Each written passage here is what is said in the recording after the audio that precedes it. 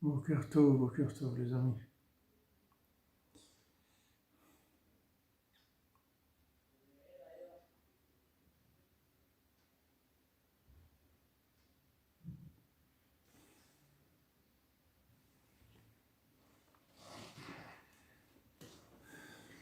Alors, on va démarrer Bezat Hashem. Shalom à tous les cordonniers, shalom à la...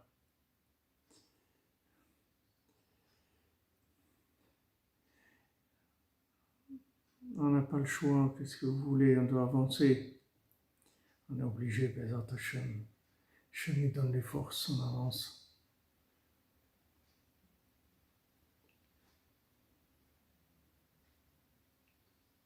Les fois, Shlema Janine Bateglantine, Bezat Hashem, Sandrine Badjanine, Rav Besançon, Israël Yitzhak Ben Fortuné, Dan Ben Rosa Ben Anoariel Ben Mazal Oman, Tov Ben Shlomo Domer Zala Cohen. Tous les malades, Bezat Hashem Refoua. Refoua pour Sarah, Bat Emmanuel, Shalom Bait pour Didier, Ben Yosef, Zivk pour Jérémy, Ben Laurence. Amen, merci. Que des bonnes nouvelles, Bezat Hashem. Voilà, Rabbeinu a dit qu'on parle de lui tous les jours. Il faut qu'on parle de lui tous les jours. C'est ce qu'on essaye de faire. On essaye de le faire. Parler de Rabbeinu tous les jours. Voilà notre travail. Voilà.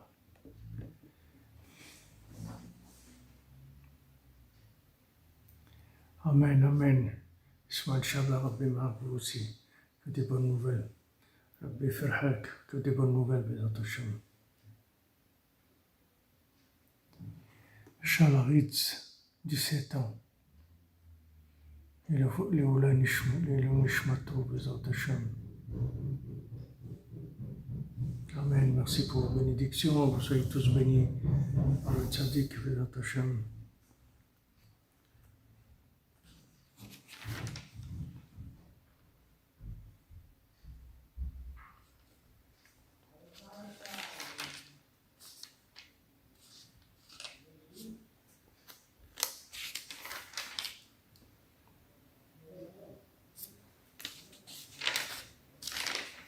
Alors on continue le jeudi soir dans la Torah 60 qui est bémet lié avec le premier conte et les Sipurim Masiot en général.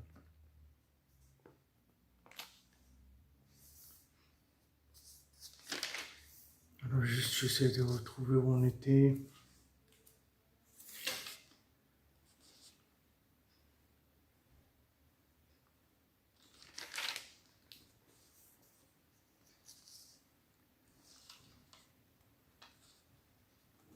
Ah oui, voilà. Alors on était la semaine dernière, on était resté dans le Hunyan que quand on veut réveiller quelqu'un,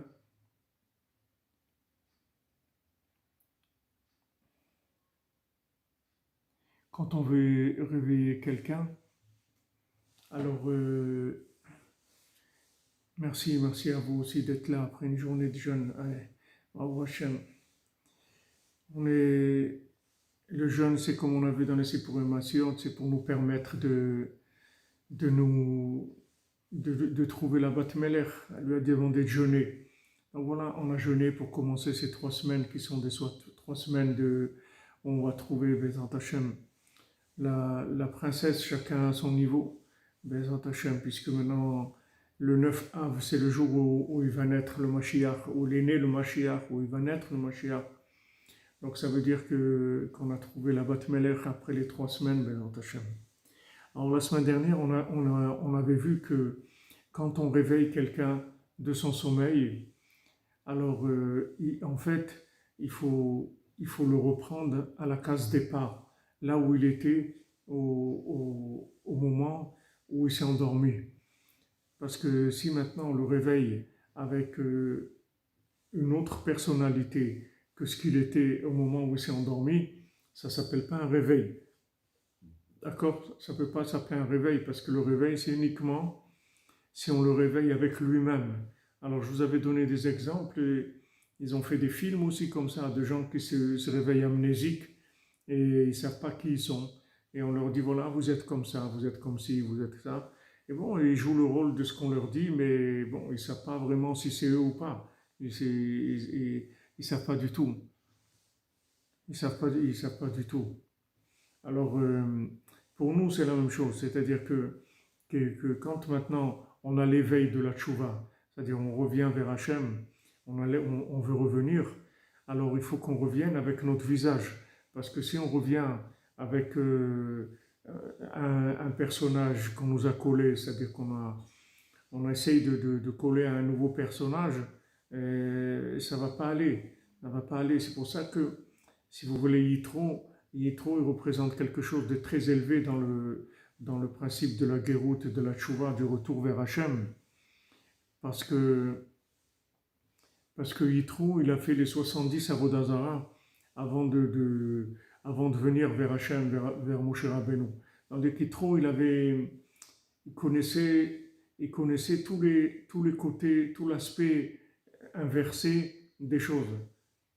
Donc maintenant, quand il a découvert la Torah, il a découvert avec les 70 facettes, puisque maintenant il était endormi, lui, non seulement il était endormi, mais c'était un producteur de sommeil lui-même. Lui-même, il était producteur de sommeil pour l'humanité. Donc quand Yitro il est revenu, ça a beaucoup révélé les facettes, si vous voulez, de la présence de la Shrina dans le monde. Et la preuve de ça, c'est que Yitro, c'est lui qui a donné le conseil à Moshe Rabbeinu de faire des princes de 1000 et des princes de 100 et des princes de 50 et de 20 et de 10. C'est lui qui lui a donné ce conseil-là. Pourquoi il lui a donné ce conseil-là? Parce que le fait que lui, maintenant, il connaissait les 70 facettes négatives de l'approche divine, c'est-à-dire ce qui correspond au sommeil précis par rapport à tel visage, c'est-à-dire par rapport à telle prise de conscience. Lui connaissait tous les sommeils possibles dans le monde, puisqu'il connaissait les 70 visages obscurs, si on veut. Donc quand il est revenu, il a amené une très très grande lumière. Et cette lumière, elle s'est traduite par quoi? Par le fait qu'il a donné le conseil à Moshe Rabbeinu de mettre des gens qui sont spécialisés par rapport aux gens de qui ils s'occupent. C'est-à-dire qu'il y a des princes de 1000, comme Rabbeinu l'a dit que le Balatania c'était un prince de 1000. C'est-à-dire qu'il y a des princes de 1000, c'est-à-dire qui ont le langage pour 1000 personnes. C'est-à-dire qu'ils savent montrer le visage à 1000 personnes. Ils savent remettre, si vous voulez, sur les rails 1000 personnes, c'est-à-dire par rapport à chacun, comment il a déraillé, le remettre sur ses rails à lui. Il y a des princes de 100, de 50, de 20 et de 10. C'est-à-dire qu'il a dit à Moshe Rabbeinu, tu ne vas pas arriver, c'est-à-dire ils vont se fatiguer les gens. Toi, tu vas te fatiguer. Eux aussi vont se fatiguer. Parce que maintenant, quand tu vas parler un langage, que ce langage-là, c'est un langage... merci Romain, merci pour vos précisions. Donc c'est des princes de 1000, de 100, de 50 et de 10, il n'y a pas à 20. Moi j'ai rajouté 20. Et maintenant, cette précision-là, si vous voulez, du langage de chacun, ça veut dire que maintenant, quand les gens ils vont venir, vous ne pouvez pas leur donner si vous voulez, des notions qui sont générales. Et après, c'est à eux de cuisiner les généralités dans leurs particularités à eux. Parce que si vous leur donnez ça, les gens ils vont se perdre. Parce que tous leurs problèmes, c'est justement, c'est qu'ils ont des problèmes de gestion des applications de la lumière. C'est ça leur problème. C'est-à-dire qu'il leur manque le côté lunaire. C'est ça ce qui manque au monde. Le côté solaire, le soleil, comme on dit, le soleil brille pour tout le monde. Il n'y a pas de problème de soleil. Le problème qu'on a, c'est un problème lunaire. C'est-à-dire, c'est dans les applications. Quand on veut appliquer maintenant, croire en Dieu, la plupart des gens qui sont, disons, plus ou moins normaux, ils croient en Dieu. Mais maintenant, croire en Dieu, ça veut dire quoi? C'est-à-dire, dans la vie de tous les jours, ça veut dire quoi? Ça veut dire on vole pas, ça veut dire on tue pas, ça veut dire on est joyeux, ça veut dire on prie toute la journée, ça veut dire on donne la tzedaka, ça veut dire quoi? Et croire en Dieu. C'est-à-dire croire en Dieu, c'est une notion solaire.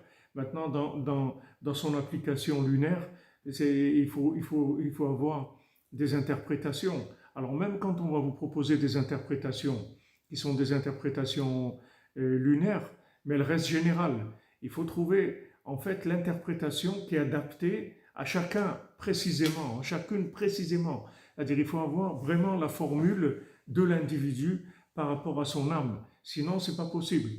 Alors maintenant, Moshe Rabbeinu, il avait ça, mais seulement, il n'avait pas la possibilité de s'occuper de lui, de gérer ça au niveau particulier. Il avait besoin de Yoshua, il avait besoin de tous ces princes-là qui géraient justement une mentalité de groupe de 10. C'est des gens qui étaient capables de gérer 10 personnes. Mais quand ils géraient 10 personnes, ils arrivaient à les lever complètement, c'est-à-dire à leur donner vraiment la connexion avec Hachem, chacun à son niveau. Il y a des gens qui peuvent lever 50 personnes, il y en a 100 personnes, il y en a 1000 personnes. Et le tzaddik, lui, il peut lever toute l'humanité. Mais le tzaddik, il a besoin des élèves. C'est avec ses élèves qu'il arrive à faire le travail. S'il n'y avait pas Rabbi Nathan, Rabbeinu n'aurait rien fait du tout dans le monde. Il avait besoin de Yoshua, il a besoin de l'élève qui soit entièrement lunaire et qui se soumette complètement. Rabbi Nathan, il a laissé tout son soleil dehors. Il a dit, voilà, mon cerveau, je le laisse dehors. Maintenant, je vais appliquer ce que Rabbeinu dit, c'est tout. Moi, je sais rien. Moi, je commence à vivre aujourd'hui ce que Rabbi Nachman dit. Voilà, c'est ça ma vie, c'est ça mon cerveau, j'ai rien d'autre. Moi, je connais rien d'autre. Je sais que ça, c'est tout. Et c'est comme ça qu'on a pu recevoir, après toutes les contractions de lumière qui sont arrivées jusqu'à aujourd'hui et qui vont continuer sans arrêt. Parce que maintenant, il y a des méthodes de contraction de la lumière. Alors, Rabbeinu, il dit ici que quand quelqu'un, on le réveille, il faut le réveiller avec son visage qu'il avait quand il s'est endormi. Parce qu'à un moment, il était réveillé, que ce soit dans l'autre monde ou que ce soit dans ce monde. Il y a un moment où il était éveillé, c'est-à-dire qu'à un moment, il avait de la connexion. Maintenant, il a perdu la connexion. Maintenant qu'il a perdu la connexion et s'est endormi, il faut que vous le rameniez à l'endroit où vous l'avez laissé. Parce que si maintenant, vous le ramenez à un autre endroit, il est perdu. Il est perdu. Et ça, c'est valable dans tous les éléments de la vie, dans la parnassa, dans le métier, dans la vie familiale, dans le mariage, dans l'éducation, dans le choix du pays dans lequel on va vivre. Et quelqu'un, il veut monter en Israël, c'est tout à son honneur, c'est très bien. Baruch Hashem, c'est une grande mitzvah, c'est bien de monter en Israël. Seulement, il faut monter à un moment où il y a une maturité, de manière à ce que ça soit la continuité de l'endroit où je me trouve maintenant.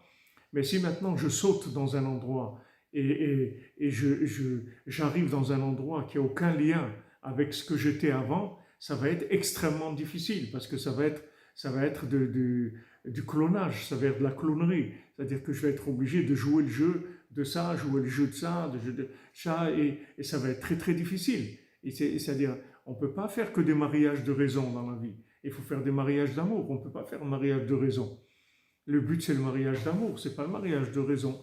Alors, si quelqu'un vient en Eretz Israël, c'est bien, mais il faut qu'il aime Eretz Israël. Et il faut qu'on continue à l'aimer après des années qu'il passe en Israël. Il faut qu'il continue à l'aimer. C'est la même chose dans le mariage, dans les enfants. Une fois, Rav Chaikin, à la Vachalom, il a dit à quelqu'un qui venait d'avoir un enfant et il avait Baruch Hashem, une grande famille. Et Rav Chaikin, il lui a dit, tu sais, les enfants, il faut les vouloir, il faut les aimer, les enfants. C'est-à-dire que maintenant, c'est pas quelqu'un, ok, il va avoir des enfants et tout, mais est-ce qu'il les aime? Est-ce que c'est ça sa vie? Il aime avoir des enfants, il aime être marié, il aime Eretz Israël, il aime la Torah, il aime la prière. C'est ça le but. Maintenant, pourquoi? pourquoi il y a pourquoi il y a des difficultés? Parce il manque l'intermédiaire, il y a une étape qui a été sautée. Des fois, c'est 2 étapes, des fois, c'est 10 étapes qui ont été sautées. Rabbeinu dit que maintenant, quand on monte vers Hachem, quand on monte dans la Gdusha, alors il faut monter avec des escaliers. Comprends?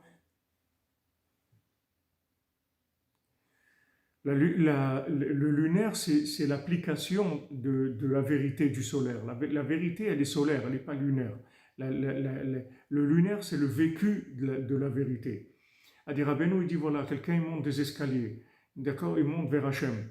Maintenant, s'il monte avec des escaliers, alors si jamais il tombe, alors il va tomber d'un escalier et il va remonter. Mais si quelqu'un, si quelqu'un maintenant, il a sauté, il est monté avec une fusée, maintenant quand il descend, où il va descendre? Il va redescendre dans la case départ où il était au début, parce que l'escalier d'avant, il ne le connaît pas. Donc Rabbeinu dit, il va descendre un escalier, et 2, et 3, et 4, et il va descendre, en fait, il va revenir là où il était avant, parce qu'il ne connaît pas, il n'y a aucun endroit où il a des repères. Quand vous demandez si Eretz Israël c'est féminin, oui, Eretz Israël c'est féminin, Eretz Israël et comme l'élève, comme Rabbi Nathan c'est Eretz Israël. Rabbeinu c'est Ouman, et Rabbi Nathan c'est Eretz Israël. Et quand Bezrat Hashem, il va y avoir les 2 Noun, Nachman Nathan, qui vont se retrouver, alors Rabbeinu, il sera aussi en Eretz Israël pour la reconstruction du 3e temple Bezrat Hashem. D'accord. Est-ce que c'est OK dans YouTube, dans Facebook? J'ai vu quelqu'un qui dit que ça coupait. Est-ce que on est bon dans YouTube et dans Facebook? C'est bon?